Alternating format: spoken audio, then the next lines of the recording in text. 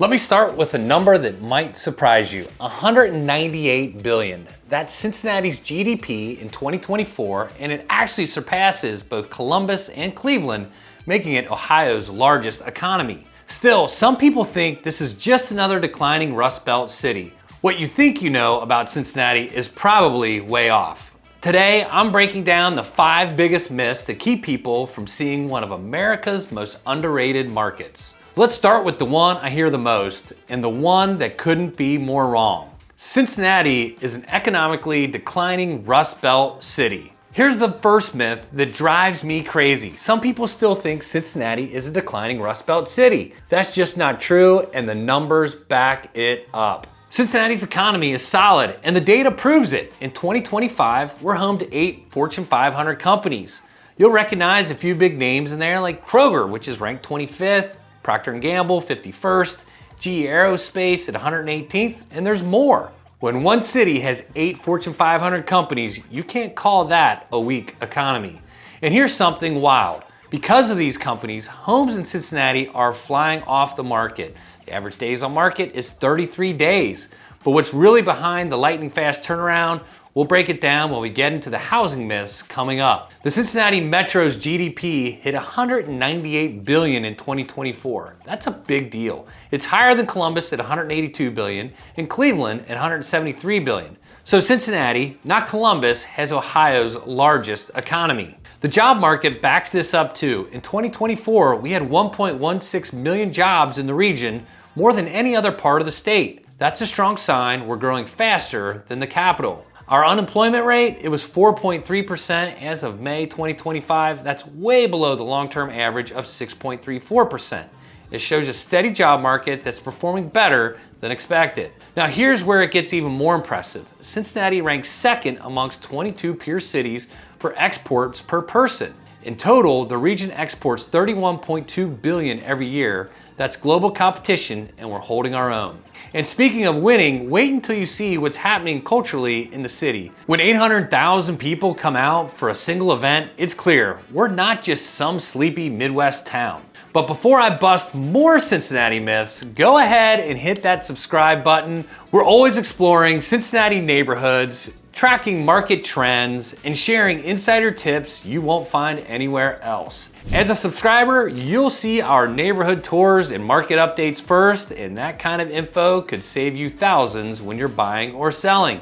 The best part, it's totally free. The second myth that needs to die is that Cincinnati lacks significant cultural attractions and events. This one makes me laugh because 800,000 people can't be wrong about having a good time. Just look at the Cincinnati Art Museum. In 2019, it had 346,000 visitors, its highest number ever.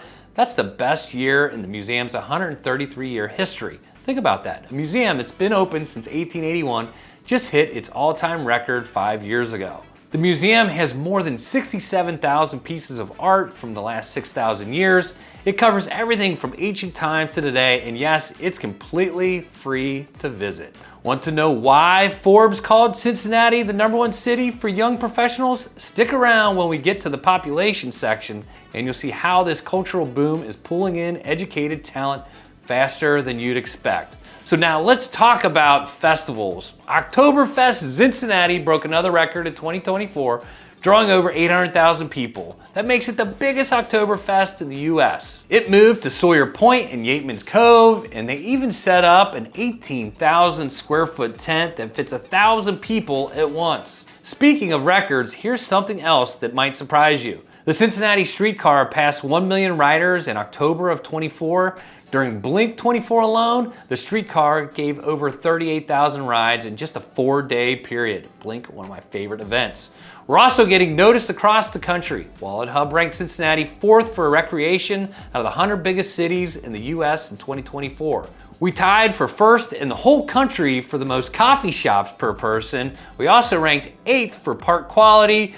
When you're up against cities like Austin, Portland, and still landing in top spots, that says something. Now, speaking of our cultural scene, wait until you see what's happening in our housing market. The numbers will surprise you even more, and they'll prove that the word stagnant doesn't even come close. The third myth says Cincinnati's housing market is slow or getting worse. But homes selling in just 33 days tells a very different story, and the data backs it up. Cincinnati's market is growing in a healthy way. In June of 25, the median home price was $315,000. That's a 5% increase from last year. And this isn't just a price spike, it's steady demand and strong housing options. Homes here sell in about 33 days on average. That shows buyers are active and ready to move compared to many cities across the US. Cincinnati homes are selling much faster than the national average. I'm not surprised the market's doing well. Families want good health care, and when we talk about Cincinnati Children's Hospital later,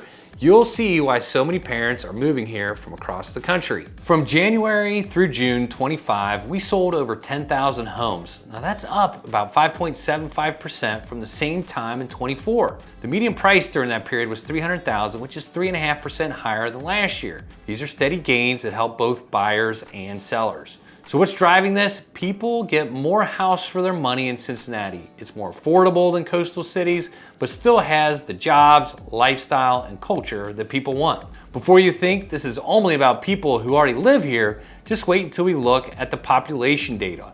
It'll change the way you think about where this city is headed. The fourth myth says Cincinnati is losing people, but when a city adds 20,000 new residents 1 year, it doesn't sound like it's shrinking.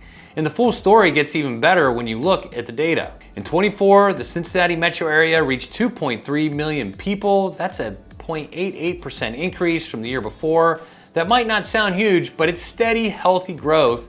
It helps communities grow without stressing schools, roads, or services. The city itself had 315,000 people as of July 24. That's strong for an urban core, and it goes against the idea that people are leaving cities. More people are choosing downtown and nearby neighborhoods because they want walkable places where everything's close by. If you're wondering why so many people are moving here, hang tight when we talk about healthcare. You'll see how Cincinnati Children's Hospital, ranked in the US News Top 10, plays a big part in that decision. Now let's talk about jobs and income. The median household income in 23 was just over $51,000 in the city and $80,000 across the metro area. That spread shows people can find opportunity here whether they want to live in the city or living out in the suburbs.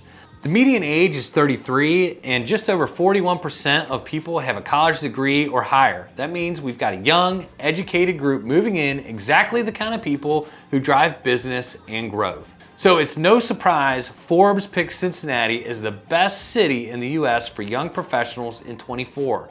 They looked at things like rent prices and job opportunities, and when a national outlet gives your city that kind of attention, more people start to take notice. The population mix says a lot too. Cincinnati is pulling in people of all ages and incomes. We're seeing young professionals start their careers, families settle down, and even retirees choosing to stay here instead of moving somewhere else. I'm curious, if you're watching from Cincinnati, what neighborhood do you live in and what made you choose it? Drop a comment below. I'd love to hear your story. Another myth is Cincinnati offers a poor quality of life and limited opportunities. That's a big one. But when the US News puts your children's hospital in the national top 10, that says a lot, and that's where we'll start. Cincinnati Children's Hospital made the US News honor roll for the 24-25 rankings. It ranked in the top 10 for all 10 pediatric specialties and hit number 1 in 3 of them. When families look up top hospitals for kids, Cincinnati shows up next to places like Boston and Philadelphia. And healthcare here doesn't stop with that. UC Medical Center ranked 2nd in Cincinnati and 10th in Ohio. The Christ Hospital ranked number 1 in Greater Cincinnati for the 10th year in a row, and that matters.